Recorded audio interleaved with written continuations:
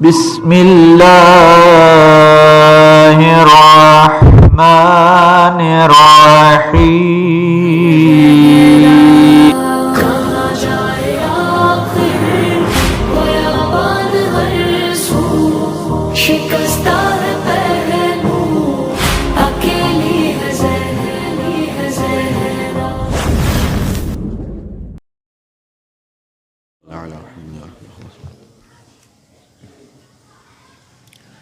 بسم اللہ الرحمن الرحیم الحمد للہ رب العالمین الرحمن الرحیم مالک یوم الدین ایاک نعبد و ایاک نستعین اهدنا الصراط المستقیم صراط الذین انعمت علیہم غیر المغضوب علیہم ولا الضالین. اعوذ باللہ السمیع العلیم من الشیطان الرجیم. بسم اللہ الرحمن الرحیم. الحمد للہ رب العالمین والصلاة والسلام علی اشرف الانبیاء والمرسلین خاتم النبیین رحمت للعالمین ابی القاسم محمد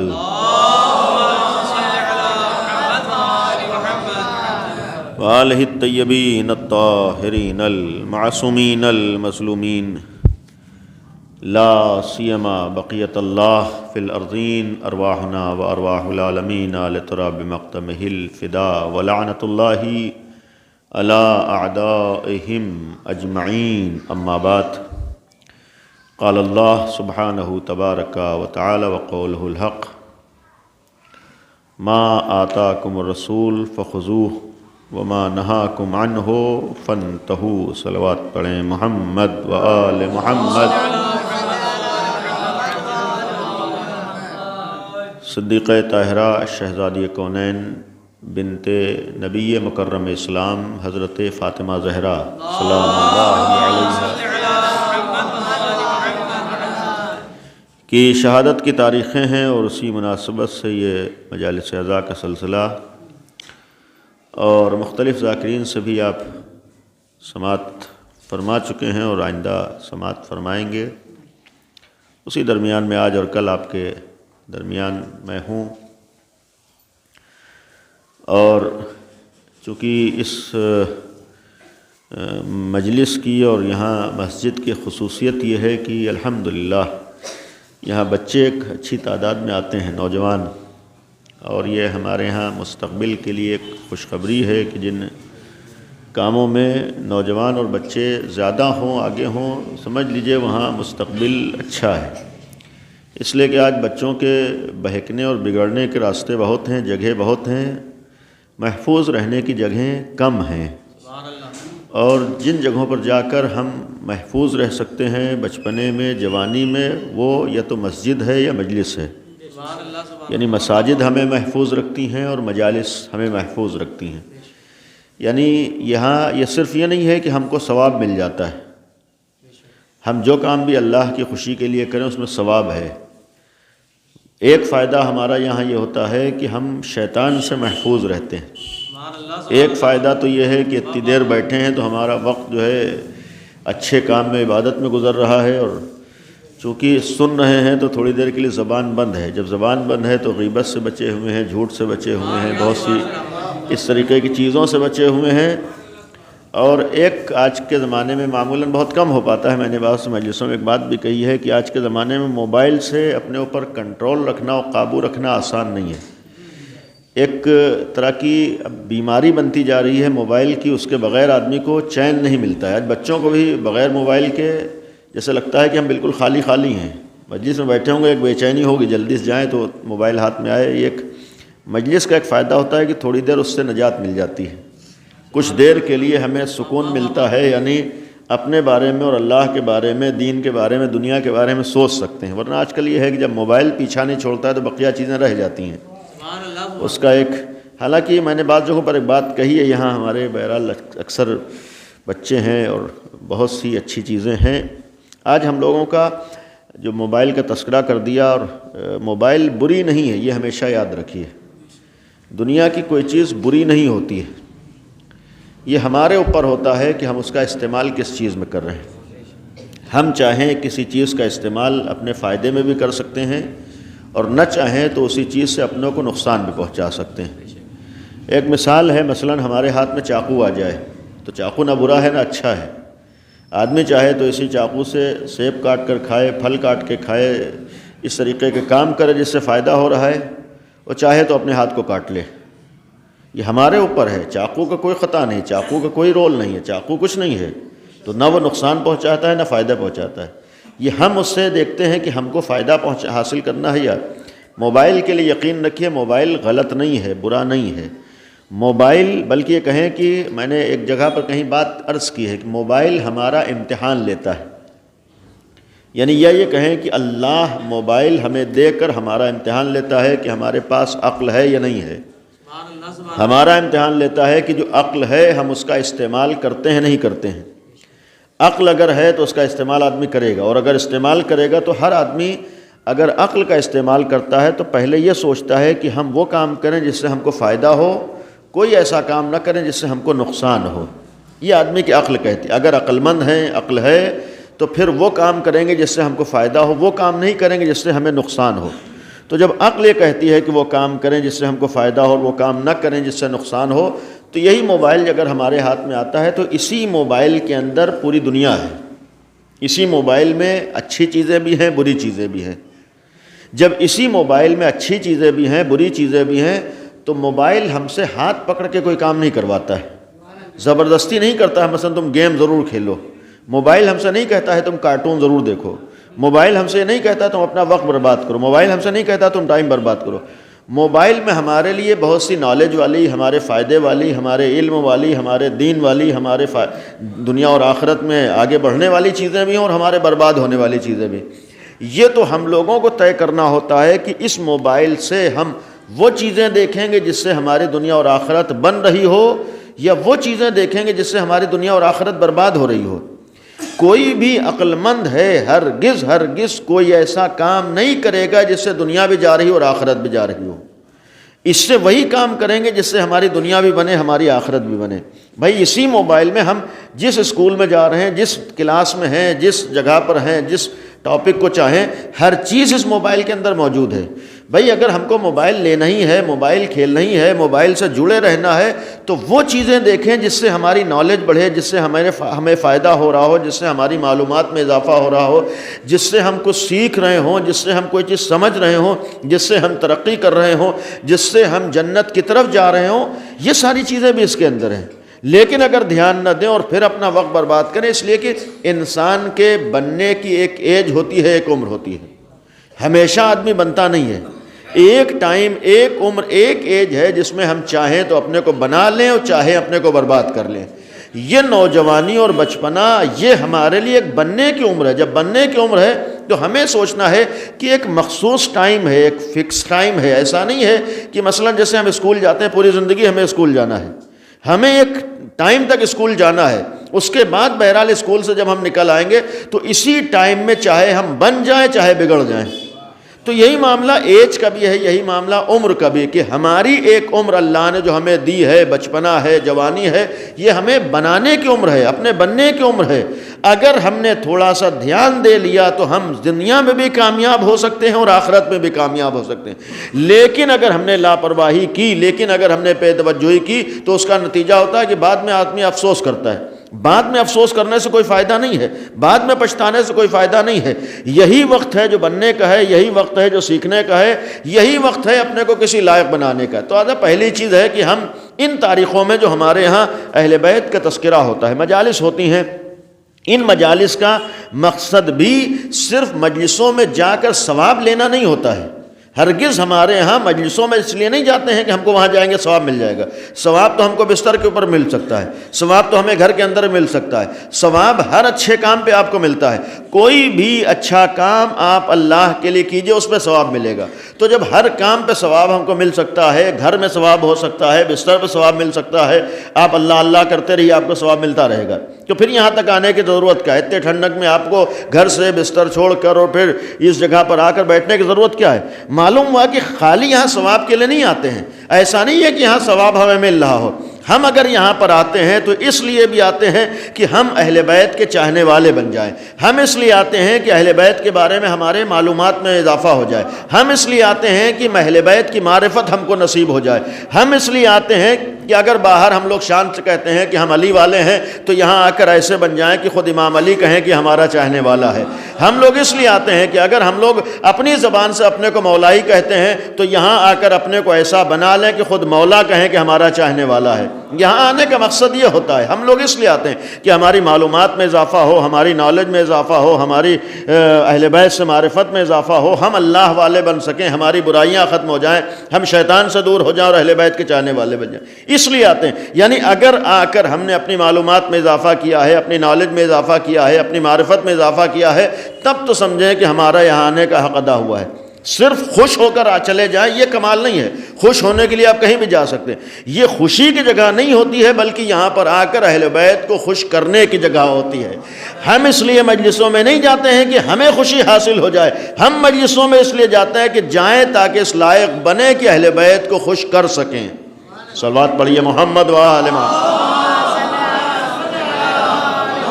لہذا ایک بات اور، بہرحال ہمارے بچے ہیں، ہمارے بھائی ہیں، ایک اور قابل غور چیز ہے، ابتدا میں عرض کر دوں، آج بھی آپ کی خدمت میں ہوں، کل بھی، اور چونکہ بہت معیاری مجلسیں ہماری نہیں ہوتی ہیں، کچھ گفتگو ہے بچوں کے ساتھ، کچھ باتیں ہیں پہنچانے کی کوشش ہے، لہذا یہ بھی ایک مجلسوں کے بعد، البتہ مجلسوں میں وہ ہمارے ہاں تقاضے نہیں ہوتے ہیں کہ درمیان میں کوئی بولے، ہم کو بولنا ہے، آپ لوگوں کو سننا ہے، لیکن آپ لوگ کسی بھی مجلس میں جائیے، سوچ کے جائیے کہ اگر کوئی چیز نہیں سمجھ میں آئی ہے، کوئی مثلا لفظ بولا گیا اس کے معنی نہیں معلوم، کوئی بات بتائی گئی نہیں سمجھ پائے، تو آپ ضرور مجلسوں کے بعد جو پڑھ رہا ہے اس سے پوچھیے، آپ مجلس کے بعد اس سے پوچھیں کہ بھائی یہ چیز ہمارے نہیں سمجھ آئی۔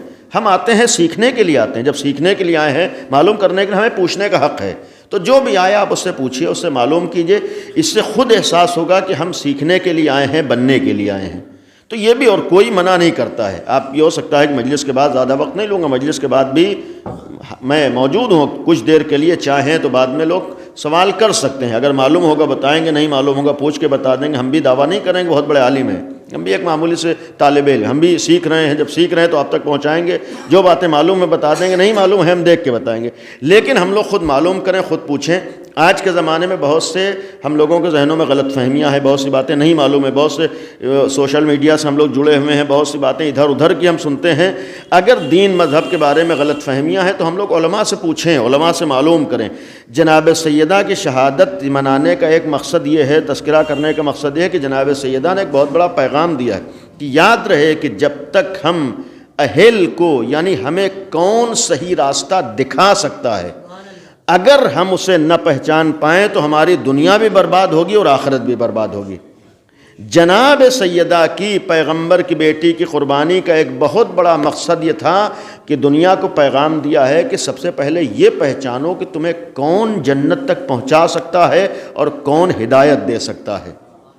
یہی معاملہ جناب سیدہ کی قربانی کا تھا۔ پیغمبر کے بعد اگر زحمتیں اور مشقتیں اور دشواریاں اور امتحانات اور ان سارے چیزوں سے گزری ہیں، اس لیے گزری ہیں، دنیا کو بتانا تھا کہ پیغمبر کے بعد جو تمہیں ہدایت و نجات دے سکتا ہے وہ تنہا علی ابن ابی طالب ہیں، جنہیں پیغمبر نے اللہ کے حکم سے تمہارا ولی بنایا ہے۔ اور پھر قربانی اس لیے دی کہ اگر علی ابن ابی طالب کو چھوڑ دیا تو دنیا بھی برباد ہوگی اور آخرت بھی برباد ہوگی۔ اس کا ایک مفہوم صرف مولا علی کا معاملہ نہیں ہے، بلکہ یہ پیغام دیا ہے کہ اگر تمہارے اندر یہ صلاحیت ہے کہ اہل اور نااہل کو نہ پہچان پاؤ تو ہر جگہ ٹھوکریں کھاؤ گے۔ تمہارا فریضہ ہے یہ پہچانو کون اہل ہے، یعنی کون اس لائق ہے کہ تمہیں صحیح بات پہنچا سکے۔ یعنی اس کا ایک مفہوم تھا کہ صرف ظاہری حلیے کو نہ دیکھو، صرف سامنے نہ دیکھو، بلکہ یہ دیکھو کہ کون تم کو صحیح راستہ دکھا رہا ہے اور کون صحیح راستے کے بہانے تمہیں بہکا رہا ہے۔ اس لیے کہ دنیا میں بہکانے والے بہت ہوتے ہیں۔ ایک صلوات پڑھیں محمد وآل محمد۔ تو یہ ایک درس تھا کہ کون ہمیں صحیح راستہ دکھا سکتا ہے، کون نجات دے سکتا ہے۔ جو نجات دے سکتے ہیں وہ پیغمبر کی ذات ہے۔ پیغمبر کے بعد اگر کوئی نجات دے سکتا ہے تو وہ امام علی کی ذات ہے۔ تو امام علی اگر ہمیں نجات دے سکتے ہیں تو امام علی کو ہمیں پہچاننا ہے، امام کی ہمیں معرفت، اور جب امام کو پہچاننا ہے وہ اپنے زمانے کے امام کو پہچانوایا ہے۔ آج ہمارا فریضہ ہے کہ ہمارے زمانے کا امام کون ہے اس کو ہم پہچانیں. یعنی آج ہمارے زمانے کا امام کون ہے، یعنی جب تک ہمیں اللہ تک پہنچنے کا راستہ نہ معلوم ہو ہم کامیاب نہیں ہو سکتے ہیں، ہم نجات نہیں پا سکتے ہیں، ہم اللہ والے نہیں بن سکتے ہیں، ہم جنت تک نہیں جا سکتے ہیں. اللہ تک پہنچنے کا راستہ ہر زمانے میں اس زمانے کا امام ہوتا ہے. آج ہمارے اوپر امام کا پہچاننا اس لیے ضروری ہے تاکہ ہمیں معلوم ہو کہ اللہ تک پہنچنے کا راستہ وہی ہے.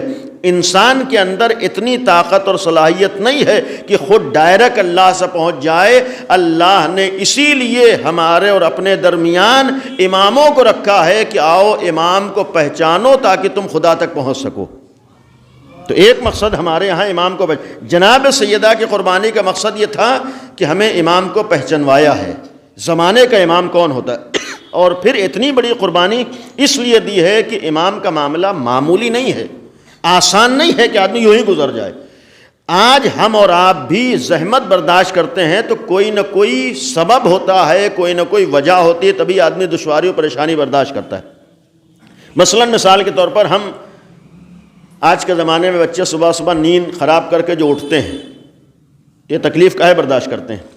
کس لیے اس تکلیف کو برداشت کرتے ہیں؟ اپنی نیند خراب کرتے ہیں، صبح صبح اٹھتے ہیں اس لیے ایک بچہ جانتا ہے کہ اگر آج نیند نہ خراب کی تو ہمیشہ ہماری زندگی خراب ہوگی. وہ سوچتا ہے کہ کچھ دن کی نیند خراب کر لو تاکہ ہمیشہ ہماری زندگی سکون سے گزرے، اسکول چلے جائیں، تھوڑا بہت پڑھ لیں تاکہ ہماری زندگی خراب نہ ہو، ہماری زندگی آباد رہے، ہم کامیاب ہو سکیں. اس لیے یعنی تھوڑی سی زحمت آدمی اس لیے برداشت کرتا ہے کہ سامنے کا فائدہ دیکھتا ہے. یعنی کوئی نہ کوئی ریزن ہے، کوئی نہ کوئی سبب ہے، کوئی نہ کوئی وجہ ہے، ورنہ یوں ہی صبح صبح آدمی نہیں اٹھے گا. تب ظاہر سی بات جب دنیا میں کامیاب ہونا ہے تو ہم لوگ صبح اٹھتے ہیں، اسکول جاتے ہیں، بچے بھی اٹھتے ہیں. اور اگر دنیا کے ساتھ ساتھ ہم کو آخرت بھی بنانا ہوتی ہے اور آخرت کی فکر ہوتی ہے تو جس طریقے سے اسکول کے لیے اٹھتے ہیں اسی طریقے صبح نماز کے لیے بھی اٹھ جاتے ہیں. صبح نماز کے لیے اس لیے اٹھتے ہیں کہ ہمیں آخرت میں نقصان نہ اٹھانا پڑے. جیسے ہم اسکول اس لیے جاتے ہیں کہ تاکہ ہماری زندگی خراب نہ ہو، ہمارے کسی کے آگے ہاتھ نہ پھیلانا پڑے، کسی کے آگے مجبور نہ ہونا پڑے، ہم تعلیم یافتہ ہو جائیں، ہم عزت والے ہو جائیں، ہم سر اٹھا کر زندگی گزار سکیں. تو جس طریقے سے دنیا کے لیے ہم اسکول کے لیے چلے جاتے ہیں اسی طریقے سے نماز کے لیے بھی ہم اٹھ جاتے ہیں تاکہ آخرت میں ہمیں ذلت نہ ہو، تو آخرت میں ہمیں رسوائی نہ ہو، آخرت میں ہمیں گناہ نہ ہو، آخرت میں لوگوں کے سامنے ہمارے اوپر عذاب نہ ہو، آخرت میں ہمیں جہنم میں نہ جانا پڑے، ہم اللہ والے بن کر جنت میں چلے جائیں. اس لیے نماز صبح کے لیے بھی ہم لوگ اٹھ جاتے ہیں. کہنے کا مقصد ہے کہ اگر زحمت و تکلیف برداشت کرتے ہیں تو بڑا فائدہ دیکھ کر زحمت برداشت کرتے ہیں. جب ہم اور آپ کسی زحمت اور پریشانی سے گزرتے ہیں اس لیے گزرتے ہیں کہ کوئی فائدہ نگاہوں میں ہو، تو ایک سوال یہ ہے کہ جناب سیدہ نے اتنی بڑی قربانیاں دی ہیں تو کس لیے دی ہیں؟ جناب سیدہ نے صلوات پڑھ دیں محمد و آل محمد. آگے تشریف لے آئے، ایک اور صلوات پڑھیے محمد و آل محمد.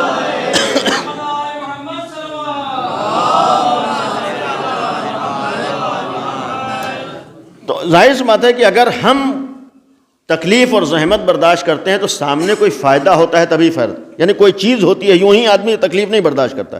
تو جب ہم اور آپ بغیر کسی چیز کو دیکھے ہوئے تکلیف و زحمت نہیں برداشت کرتے تو جناب سیدہ نے اتنی زحمتیں کیوں برداشت کی؟ جناب سیدہ کیوں شہید ہوئی ہیں؟ جناب سیدہ نے کیوں قربانی دے دی؟ جناب سیدہ اتنے مصائب سے کیوں گزری؟ اس لیے گزری ہیں کہ ان کی نگاہ میں بھی کوئی چیز تھی. یعنی ایسا نہیں ہے کہ یوں ہی قتل ہو گئی، یوں ہی شہید کر دی گئی، یوں ہی اپنی جان دے دی. جب ہم اور آپ یوں ہی کوئی کام نہیں کرتے ہیں تو اہل بیت کی کوئی فرد بھی یوں ہی کوئی کام نہیں کرتی ہے. جیسے جناب سیدہ نے بھی یوں ہی قربانی نہیں دی، کوئی مشن تھا، کوئی چیز تھی. جیسے کربلا میں بھی ایسا نہیں ہے کہ امام حسین یوں ہی چلے گئے جا کے قربانی دے دی تاکہ ہم لوگ روتے رہیں. نہیں، امام کی نگاہ میں بھی کوئی مشن تھا، امام کی نگاہ میں کوئی چیز تھی، امام کی نگاہ میں کوئی پیغام تھا. یہی معاملہ پیغمبر کی بیٹی حضرت فاطمہ کا لیا گیا تھا کہ شہزادی کونین نے یوں ہی قربانی نہیں دی ہے. ان کی نظر میں کوئی میسج تھا، ان کی نظر میں کوئی پیغام تھا، ان کی نظر میں کوئی مشن تھا جس کے لیے اتنی بڑی قربانی دی. اور آدمی جتنی بڑی قربانی دیتا ہے اس کا مطلب اتنا ہی بڑا مشن اس کی نگاہوں میں ہوتا ہے. اگر ہم یہ کہتے ہیں کہ جناب سیدہ نے بہت بڑی قربانی دی ہے تو ماننا پڑے گا کہ جناب سیدہ کی نظر میں بہت بڑا مشن تھا کہ اسی بہت بڑے مشن کے لیے اتنی بڑی قربانی دے کر جا رہی ہیں. تو وہ بڑا مشن کیا تھا؟ جناب سیدہ کی نگاہوں میں کیا تھا؟ کیوں قربان ہوئی ہیں؟ کیوں شہادت دی ہے؟ کیوں تکلیفیں برداشت کی ہیں؟ کیوں زحمتیں برداشت کی ہیں؟ کیوں یہ سبت علیہ مصائب اللہ عنہا کہتی بھی گئی ہیں؟ یعنی ایک عورت، ایک خاتون جو بہرحال عظمت کے حامل ہے، اہمیت کی حامل ہے، جس کے پاس فضائل ہیں، کمالات ہیں، نبی کی بیٹی ہے، ایسی ایک عورت خاتون جو عالمہ بھی ہے، سب کچھ جانتی ہے، تو پھر اس کا ہر کام کسی نہ کسی وجہ سے ہے۔ وہ وجہ کیا ہے؟ جب تک عزاداری کر کے اور جناب سیدہ کا غم منا کر ہماری نظر میں وہ چیز نہ ہو جو حضرت زہرا کی نظر میں تھی، گویا ہم نے عزاداری کا حق ادا نہیں کیا ہے، یعنی غم منانے کا حق ادا نہیں کیا ہے۔ یعنی یوں ہی دیکھا دیکھی مجلس میں آ جانا اور ہوتا ہے، اور اپنی ذمہ داری اور فریضے کو سمجھ کر اور یہاں پر آنے کے بعد مشن اور پیغام کو نگاہوں میں رکھ کر آئندہ اپنی زندگی میں اس مشن کو نگاہوں میں رکھنا یہ اور ہوتا ہے۔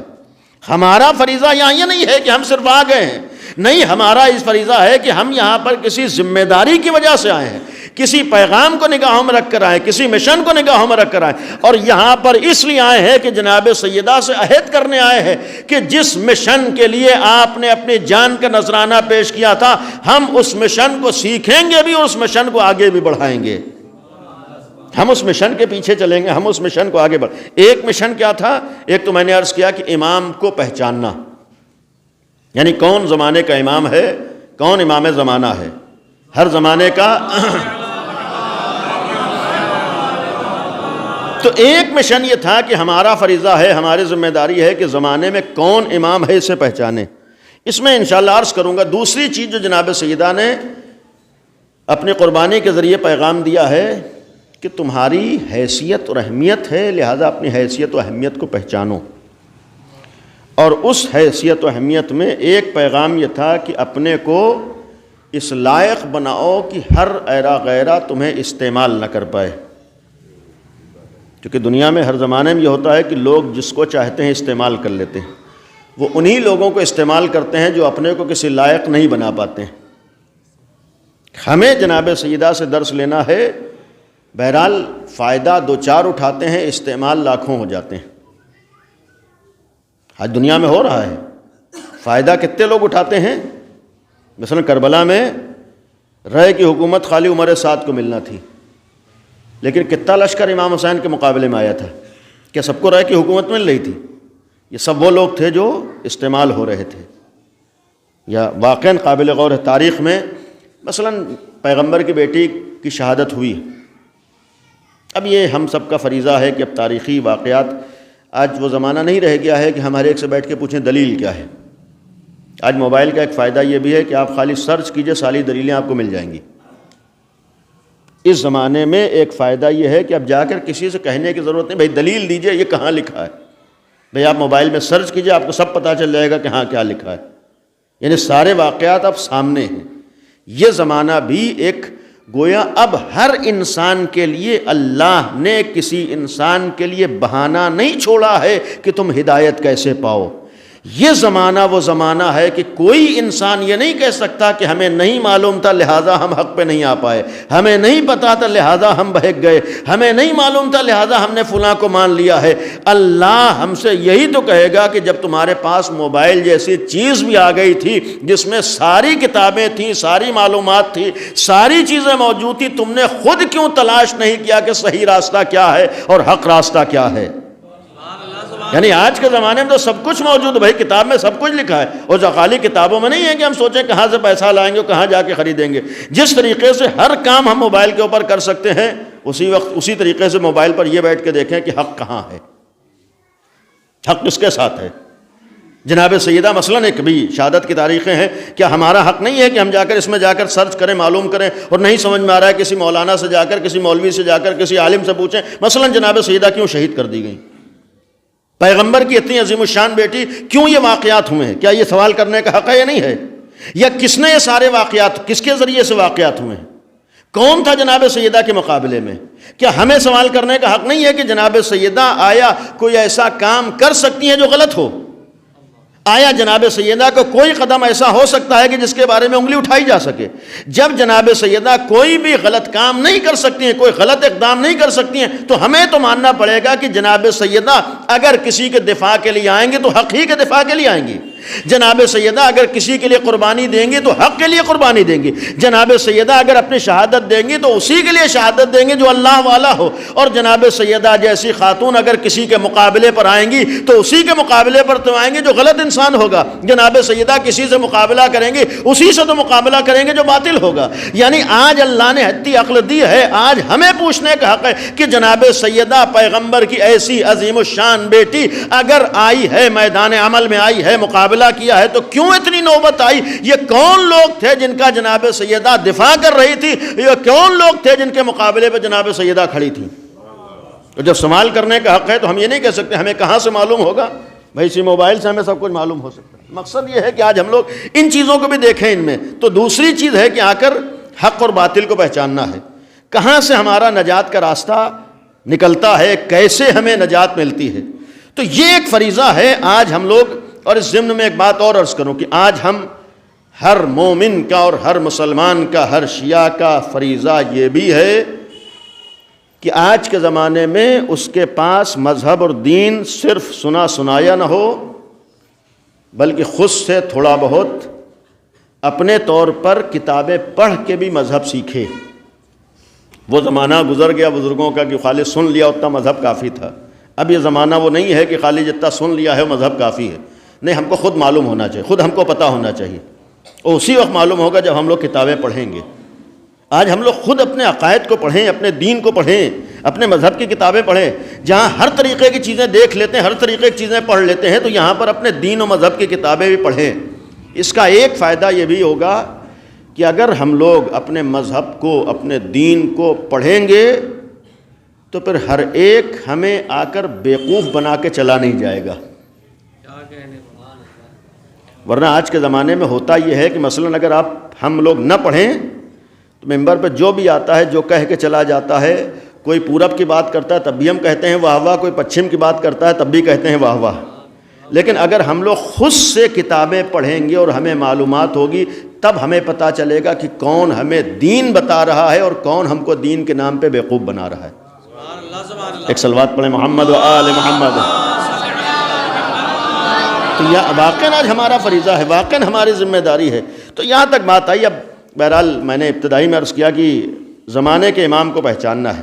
خود حضرت زہرا کی سلسلے میں دو چار باتیں عرض کر دوں۔ جناب سیدہ کا جو اصل نام ہے وہ فاطمہ ہے، یعنی جناب سیدہ کا بہت سے نام ہیں، القاب ہیں ہمارے۔ القاب یعنی القاب کا اس طریقے سمجھیے انسان کا کیریکٹر اس کا نام بن جاتا ہے، صفت ہوتی ہے، کوئی لقب ہوتا ہے۔ مثلاً ایک آدمی اچھے کام کر رہا ہے، وہ اچھے کام سے وہ پکارا جانے لگتا ہے، تو اسی کو لقب کہا جاتا ہے۔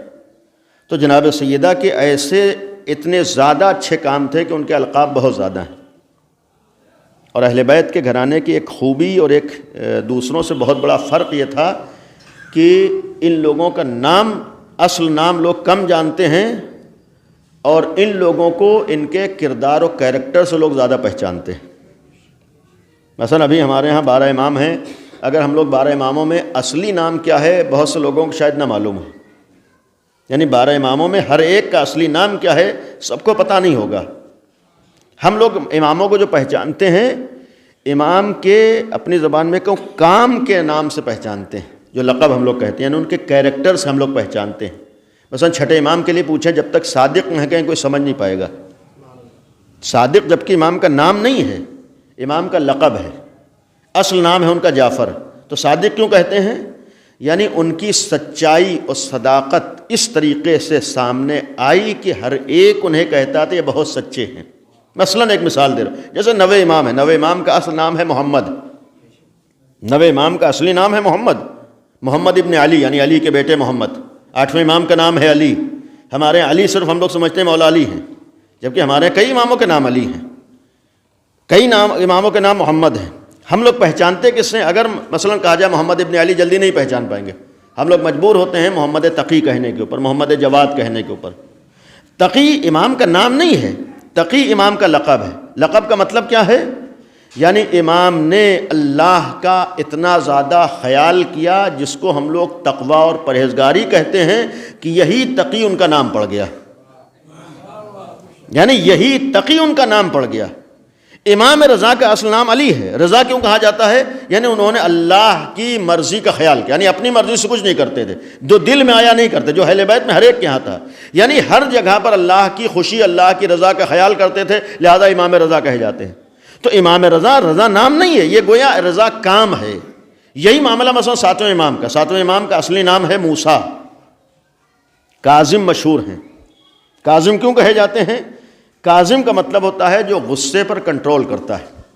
آج بچوں کو بھی غصے پہ کنٹرول نہیں ہوتا ہے، ذرا اس چیز پہ بس آستینے پلٹ لیتے ہیں، جبکہ غصے پر امام کے نام یا القاب ہمارے لیے ایک میسیج و پیغام ہے کہ اگر سچے ان اماموں کے ماننے والے ہو تو تمہیں ان کرداروں اور کیریکٹر پر بھی دھیان دینا ہے۔ اگر سچے امام کاظم کے ماننے والے ہو تو تمہیں اپنے غصے پر بھی قابو رکھنا ہے۔ آج کے زمانے میں تو بچوں کو ماں باپ پر بھی غصہ قابو میں نہیں ہوتا ہے، کوئی بات بری لگ گئی تو پھر نہیں، جبکہ ہمارے لیے جائز نہیں ہے ماں باپ کے سامنے اونچی آواز سے بات کرنے کا، تو غصہ دکھانے کا ہمیں حق نہیں ہے۔ غصہ اگر آیا ہے، غصہ آنا یہ غلط نہیں ہے، غصے پر قابو رکھے یہ انسان کا کمال ہوتا ہے۔ امام کاظم نے غصے پر قابو رکھا ہے۔ کاظم یعنی غصے کو پی جانے والا کہتے ہیں، یعنی اتنے زیادہ سختیاں ہوں، مزاج کے خلاف کوئی بات ہو، اپنے فکر کے خلاف کوئی بات ہو، اپنی سوچ کے خلاف کوئی بات ہو، اچھی بات نہ لگ رہی ہو، لیکن انسان اپنے اوپر قابو رکھے، غصے میں نہ آئے، اس لیے کہ غصے سے آدمی اپنے کو نقصان پہنچاتا ہے، کسی اور کو نقصان نہیں پہنچاتا ہے۔ آپ نے اگر اپنے یہاں تجربہ کیا ہوگا کہ آدمی بہت سے ایسے کام جو غصے میں کر بیٹھتا ہے، بعد میں پچھتاتا ہے، کاش تھوڑا کنٹرول کر لیا ہوتا تو یہ نوبت نہ آتی۔ اسی لیے دین کہتا ہے کہ غصے کے وقت قابو رہے تو پھر آئندہ پچھتانا نہیں پڑتا ہے۔ تو مقصد یہ تھا کہ اہل بیت کے ہاں نام ان کے پیچھے چلے گئے، ان کے کام ان کے نام بن گئے، یعنی ان کے کاموں سے لوگ انہیں پہچانتے تھے۔ امام سجاد کا نام سجاد نہیں ہے، امام سجاد کا نام علی ہے، لیکن پہچانے کس سے جاتے ہیں؟ زین العابدین ہم لوگ کہتے ہیں، امام سجاد کہتے ہیں، سید الساجدین کہتے ہیں۔ سجاد کیوں کہتے ہیں؟ اتنے زیادہ سجدے کرتے تھے کہ امام سجاد کہے جاتے تھے۔ ایسی عبادت کی ہے کہ لوگ انہیں عبادت کرنے والوں کی زینت کہا گیا ہے۔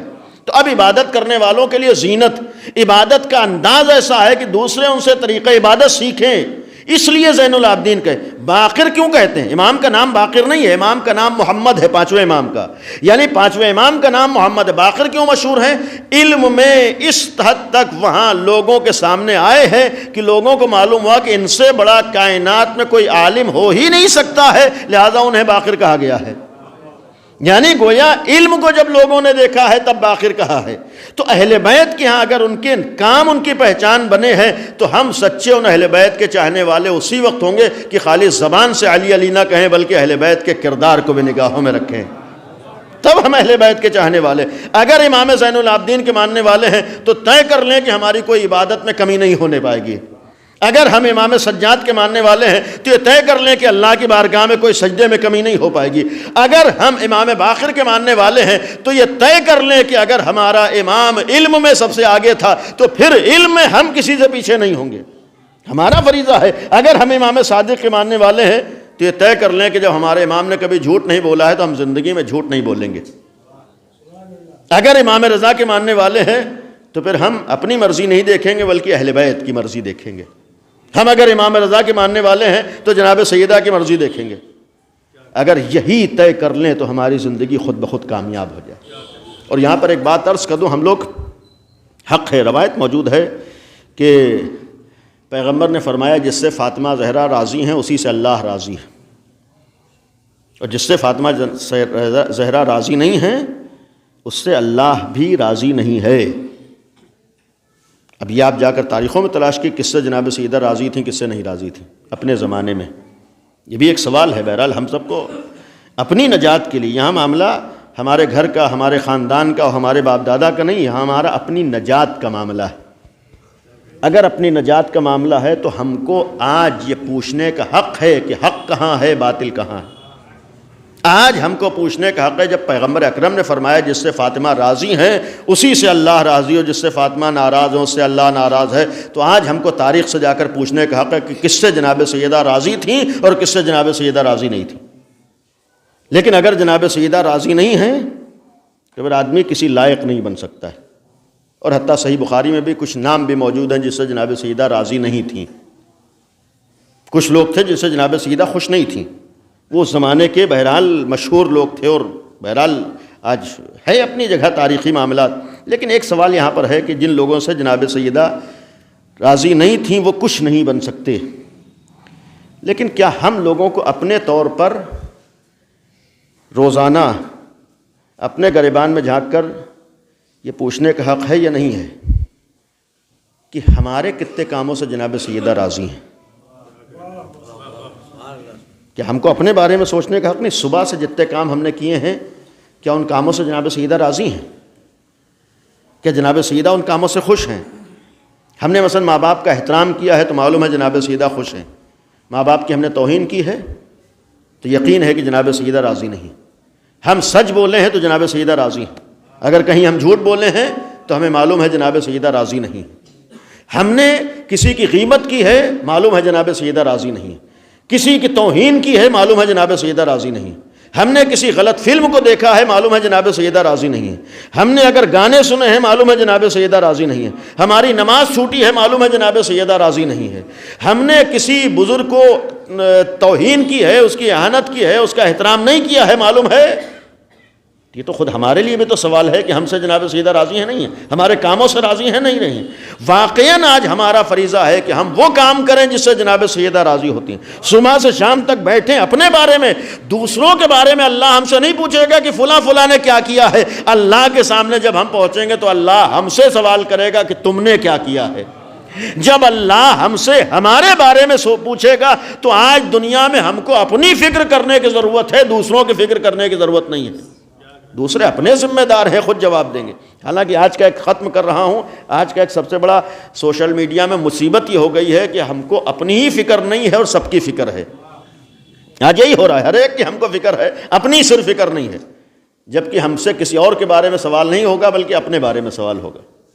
دوسرا کیا کر رہا ہے ہم سے مطلب نہیں ہے، وہ خود ذمہ دار ہے، جا کر جواب دے گا۔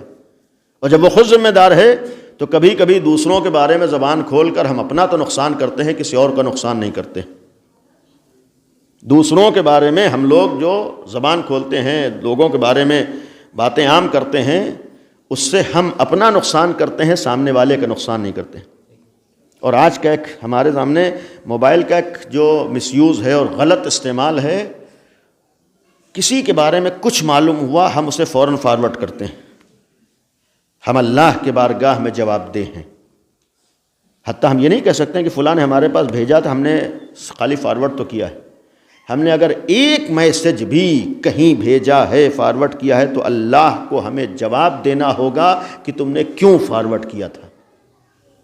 اور اگر اس سے کسی کی توہین ہو رہی ہو، کسی کی حتیٰ برائیاں عام ہو رہی ہوں، ہمیں حق نہیں ہے حتیٰ کسی کی برائی کو عام کرنے کا۔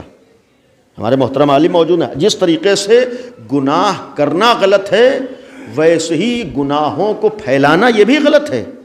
آج ہمارا کتنے شان سے یہ کام ہم لوگ کرتے ہیں۔ ہم تو کہتے ہیں کہ ہمارے پاس میسج تو آیا تھا، ہمارے پاس ویڈیو آئی تھی، ہم نے خالی فارورڈ کی۔ ہمیں حق نہیں ہے فارورڈ کرنے کا۔ اس طریقے کی چیزوں میں ہمیں توجہ دینا ہے کہ اگر ہم سب طے کر لیں کہ اس کو عام نہیں کریں گے، بہت سی برائیاں خود بخود ختم ہو جاتی ہیں۔ آج برائیاں پھیل اس میں نہیں ہیں کہ ہم سوچتے ہیں کہ بھائی فلاں ہی تو ذلیل ہو رہا ہے، اگر دوسرا ذلیل ہو رہا ہے تو پھر کبھی پلٹ کے دیکھیں کہ اللہ کے اختیار میں سب کچھ ہے۔ آج بعض لوگوں کو بڑا شوق ہوتا ہے کہ فلاں کے بارے میں پتہ چل گیا کہ ہاں اتنے غلط تھے، اس سے خوش نہیں ہونا چاہیے۔ ہمیں حق نہیں ہے کسی کے بارے میں کسی کے عیب کو عام کرنے کا۔ بس ختم کر رہا ہوں۔ ہم لوگ اللہ کو ستار العیوب کہتے ہیں، یعنی اللہ برائیوں پر پردے ڈالتا ہے۔ ہم سب جانتے ہیں کہ کتنے کام ایسے ہوتے ہیں کہ اللہ کا یہ رحم ہے، کرم ہے کہ اس نے لوگوں کے سامنے آنے نہیں دیا،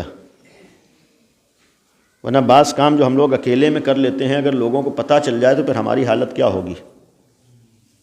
مثلا ماں باپ سے چھپا کے کر لیتے ہیں بعض کام، محلے والوں سے چھپا کے کام کر لیتے ہیں، آج بہت سے کام آدمی چھپاتا ہے. کیا اللہ کی قدرت نہیں ہے کہ وہ اسے عام کر دے؟ اگر اللہ ہمارے جو ہم نے کیے ہیں انہیں عام کر دے تو پھر کیا ہوگا؟ ہم جب دوسروں کی برائیوں کو عام کرنے کا شوق ہوتا ہے اس وقت سوچیں. اسی لیے ایک روایت کا جملہ ہے، جن لوگوں کو شوق ہوتا ہے کہ مثلاً فلاں ایسے ہیں یہ سب کو پتہ چل جائے، یہی سوچیں کہ فلاں نے اگر بلا کام کیا ہے اور سب کو معلوم ہو جائے تو جو ہم نے کیا ہے اگر یہ سب کو معلوم ہو جائے. کبھی یہ بھی سوچیں کہ بھئی جو ہم نے کیا ہے اگر یہ سب کو معلوم ہو جائے تو ہم محلے میں سر اٹھا کر جی بھی نہیں سکتے. جب اللہ ستار العیوب ہے، جب اللہ ستار العیوب، حق نہیں ہے کہ ہر ایک کی برائیوں کو پھیلایا جائے. اور پھر ختم کرتے ہوئے بعض لوگ کہتے ہیں ہم نے غلط کام کہاں کیا ہے، جو تھا وہی کہا ہے. بھئی ستار العیوب کا مطلب یہ نہیں ہے کہ جو ہمارے اندر عیب نہیں ہے اللہ اسے چھپاتا ہے، جو عیب ہے اسی کو چھپاتا ہے. ہم سے یہ نہیں کہا گیا کہ جو چیزیں نہیں ہیں اسے چھپاؤ، ہم سے یہی تو کہا گیا جو چیزیں ہیں اسے چھپاؤ. آج آدمی بڑی شان سے کہتا ہے بھائی ہم نے ان کے بارے میں غلط کب کہا ہے، وہ ہیں جیسے ویسی تو ہم نے کہا. ہمیں حق نہیں ہر ایک کے بارے میں جیسا ہے ویسا کہنے کا، ہمیں اللہ کو جواب دینا ہے، ہمیں بارگاہ خداوندی میں جواب دینا ہے. تو ایک فریضہ ہمارا کل انشاءاللہ کوشش کروں گا امام زمانہ عجل اللہ تعالی فرجہ الشریف کے سلسلے میں گفتگو ہو. اور بہرحال چند کلمات مصائب کے ہیں. جناب سیدہ کا تذکرہ تھا اور صدیقہ طاہرہ کی معرفت کی بات تھی. کوشش کریں ان دنوں میں ہم جناب سیدہ کو کچھ پہچان سکیں، اور پہچاننے کے لیے خالی مجلسوں ہی پر اکتفا نہ کریں، تھوڑا بہت ٹائم نکالیں جناب سیدہ کے بارے میں پڑھنے کے لیے بھی. آج بہت سی کتابیں ہیں، بہت سے آرٹیکل ہیں، بہت سی چیزیں ہیں، ہم ان چیزوں کو دیکھیں. انشاءاللہ یہ معلومات ہماری زندگی میں فائدے کا سبب بنے گی. اور ختم کرتے ہوئے چونکہ آج حق ہے، آج کا دن، بہرحال آپ کے سامنے تصویریں بھی ہیں. اہل بیت کے چاہنے والا کسے کہتے ہیں؟ ہر زمانے میں کچھ ایسے نمونے آتے ہیں جو ہمیں عملی پیغام دے کے جاتے ہیں. بہت سے لوگ سوچتے ہیں وہ تو ایسے تھے 1400 سال پہلے کر کے چلے گئے، اب اس زمانے میں ناممکن ہے. نہیں، یہ جو تصویریں آپ کے سامنے ہیں انہوں نے بتایا ہے کہ سچا علی والا کس کو کہتے ہیں، سچا عزادار کس کو کہتے ہیں، سچا حسین کا چاہنے والا کسے کہتے ہیں. حسینی اور عزادار تو صرف اس کو نہیں کہتے ہیں جو خود اکڑ رہا ہو، بلکہ حسینی اس کو کہتے ہیں جو اپنے کو ایسا بنائے کہ بڑے سے بڑا دشمن بھی اس سے ڈر رہا ہو. اسے حسینی کہتے ہیں، اسے کربلا والا کہتے ہیں. جناب سیدہ اگر اپنے دور کے ہر ظالم سے ٹکرائی ہیں تو پھر اس وقت انہی جناب سیدہ کے غلامی کرنے والے ایسے ہمارے سامنے نمونے تھے جنہوں نے اپنے دور کے ظالموں کے مقابلے میں کھڑے ہو کر پیغام دیا ہے کہ جب تم ہمارا مقابلہ نہیں کر سکتے تم آج اکڑ رہے ہو کہ تم امام زمانہ کا مقابلہ کرو گے.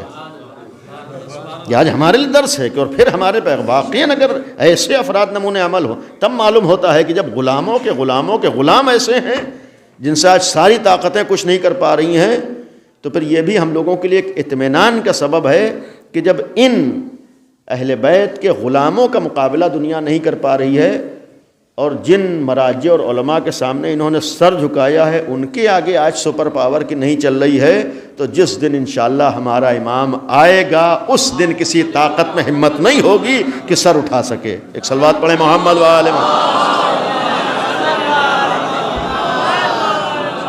یہ بھی ایک ہمارے نمونہ عمل ہے. واقعاً ایسے افراد کا حق ہے کہ ہم ان افراد کو یاد کریں اور صرف زبانی تعریف نہ کریں بلکہ اپنے کو اس لائق بنانے کی کوشش کریں. اور یہ اسی فرش اعضاء سے بن کے نکلے ہیں، اسی کربلا کو سن کے قاسم سلیمانی بنے ہیں، اسی تذکرہ حسین ابن علی کا نتیجہ ہے قاسم سلیمانی سامنے آئے. تو گویا عزاداری کا یہ بھی ایک اثر ہوتا ہے کہ ہمارے اندر وہ جذبہ ہو، ہمارے اندر وہ حوصلہ ہو، ہمیں ہمت ہو آگے بڑھنے کی. اور ہمارا دین کا مشن ہی ہے کہ ہم نہ تو ظلم کرتے ہیں نہ ہم ظلم سہتے ہیں. یقیناً ایک دنیا کا ایک مشن ہے، ظاہر سی دنیا ظلم و کام کرنا چاہتی، ہمارا اہل بیت کے راستے پر ظلم ختم ہو. جناب سیدہ نے بھی ظلم کا مقابلہ کیا تھا، ظالمین کا مقابلہ کیا ہے اور اس ظلم کے مقابلے میں اپنی جان کا نذرانہ پیش کر دیا، لیکن ظلم کو پنپنے نہیں دیا ہے. یہ احسان ہے صدیقہ طاہرہ کا. اور پھر دوسرا احسان یہ ہے کہ جس وقت شہادت ہوئی ہے کل ایج 18 سال تھی. 18 سال میں جناب سیدہ شہید ہوئی ہیں. کہہ دینا بہت آسان ہوتا ہے کہ آدمی 18 سال میں چلا گیا، لیکن کس طریقے سے 18 سال میں شہید ہوئی. شہادت سوچئے کہ اس 18 سال کا عرصہ، 18 سال کی ایج میں ایک طرف خود جناب سیدہ کی شہادت اور اس سے بڑھ کر جو لوگ گھر میں موجود ہوتے ہیں ان کے دل پہ کیا گزرتی ہے۔ اور اس موقع پر عرض کروں کہ آپ انصاف سے بتائیے، آج ہم لوگ جب جناب سیدہ کے مصائب سنتے ہیں تو ہماری اور آپ کی کیفیت کیا ہوتی ہے؟ جب ہم لوگ سن کے تب بے چین ہوتے ہیں تو مولا علی نے وہ سارے مصائب دیکھے ہیں۔ جب مولا علی نے سارے مصائب دیکھے ہیں تو کسی وقت سوچا کہ مولا علی کے دل پہ کیا گزری ہوگی؟ کیا کبھی سوچا کہ امام حسن امام حسین کے دل پہ کیا گزری ہوگی؟ نبی کی ایسی عظیم الشان بیٹی جناب امام علی کے لیے جناب سیدہ صرف زوجہ نہیں تھی، صرف بیوی نہیں تھی، بلکہ جناب سیدہ کی جو عظمت اور مرتبہ ہے اسے امام علی جانتے تھے۔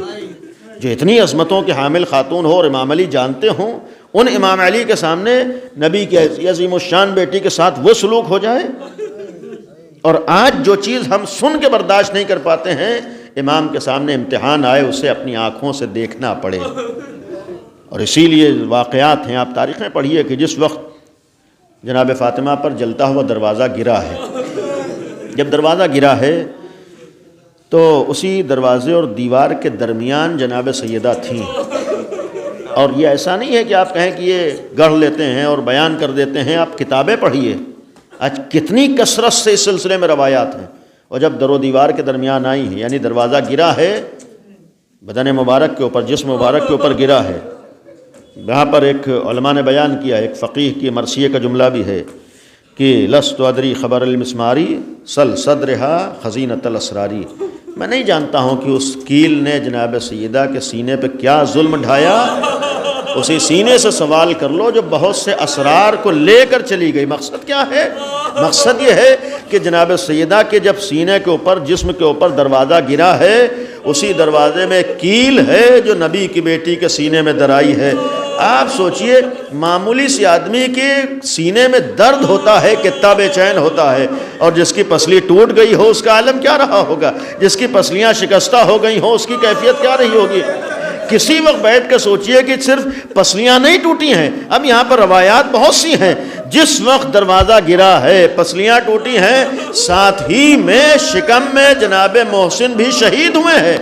اس درد کو خالی ایک عورت سمجھ سکتی ہے کہ کتنا بڑا امتحان ایک عورت کے لیے ہوتا ہے کہ جب ماں کے شکم میں بچہ شہید ہو جائے، بچہ قتل ہو جائے تو ماں کی کنڈیشن و کیفیت کیا ہوتی ہے، اس کو ہر ایک نہیں محسوس کر سکتا ہے۔ یہ صدیقہ طاہرہ جانتی ہے، ایک طرف پسلیاں ٹوٹی ہیں، شکم میں بچے کی شہادت ہوئی ہے، اور جب بات آگے بڑھی ہے تو بازو بھی ٹوٹا ہے، ہاتھ پر ایسا وار ہوا ہے کہ ہاتھ ٹوٹ گیا ہے، ایک ایسا وار زانوں پر ہوا ہے کہ پہلو ٹوٹ گیا ہے۔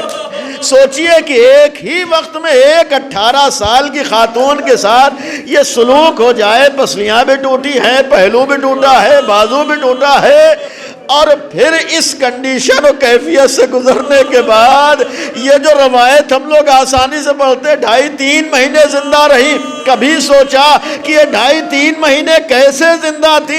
ایک فقیہ کا جملہ ہے کہ جب آپ کی معمولی سی انگلی ٹوٹ جاتی ہے تو آپ تو اتنا تڑپتے ہیں، ہائے جس کی پسلیاں ٹوٹی تھی، جس کا پہلو ٹوٹا تھا، جس کا بازو ٹوٹا تھا، اس کے لیے تو ہر سانس موت کے برابر رہتی ہوگی۔ یہی تو وجہ تھی کہ جناب سیدہ ایک مرثیہ پڑھا کرتی تھی، صبت الایام صاحب لونہا صبت الایام سرنا لیالیا، اے بابا آپ کے بعد مجھ پر ایسی مصیبتیں پڑی ہیں، اگر دنوں پہ پڑھتی تو تاریخ شب میں تبدیل ہو جاتے۔ یہ صرف مرثیہ ہی نہیں بلکہ تاریخ میں ایک جملہ اور ہے، فرماتی تھی الہی اجل وفاتی سریعت، اے پروردگار اب سیدہ کو دنیا سے اٹھا لے۔ اتنا درد ہی تو تھا، اتنی تکلیف ہی تو تھی کہ نبی کی بیٹی یہ مرثیہ پڑھے۔ اب آپ سوچئے جب گھر میں سیدہ مرثیہ پڑھتی ہوگی، جب شہزادی مرثیہ پڑھتی ہوگی، اور یہی مرثیہ علی سنتے ہوں گے، یہی مرثیہ حسن حسین سنتے ہوں گے، تو مولا علی کے دل کا عالم کیا ہوتا ہوگا، حسن حسین کے دل کا عالم کیا ہوتا ہوگا۔ عزیزو یہ مدینے کا امتحان تھا جو تنہا سیدہ کونین نہیں دے رہی بلکہ ساتھ ہی ساتھ مولا علی بھی امتحان دے رہے ہیں۔ حسن حسین میں امتحان دے رہے، اور یہ تو مدینہ تھا، یہاں ایک سیدہ تھی، اور کربلا کا میدان ہے جہاں 72 جنازے نگاہوں میں ہے، اور گریہ کرنے والے اگر آنسو بہاتے ہیں، 4 برس کی بچی اگر روتی ہے تو کبھی تمانچے کھاتی ہے، کبھی تازیانے کھاتی ہے۔ الا لعنت اللہ علی القوم الظالمین، سيعلم الذين ظلموا أي منقلب ينقلبون۔ خدایا ہماری اس عبادت کو قبول فرما، خدایا جناب سیدہ کو ہم سے راضی اور خوشنود فرما، خدایا جن مومنین نے کسی بھی عنوان سے اس عزا میں شرکت کی ہے، جناب سیدہ کی رضا کا سبب یہ شرکت قرار پائے، خدایا بنت نبی کی بارگاہ میں ہمارے اس عمل کو قبول فرما، پالنے والے اہل بیت کا واسطہ ہے جناب سیدہ کہ ہم سب کو معرفت عطا فرما، خدایا ہم سب کو دین کی معرفت عطا فرما۔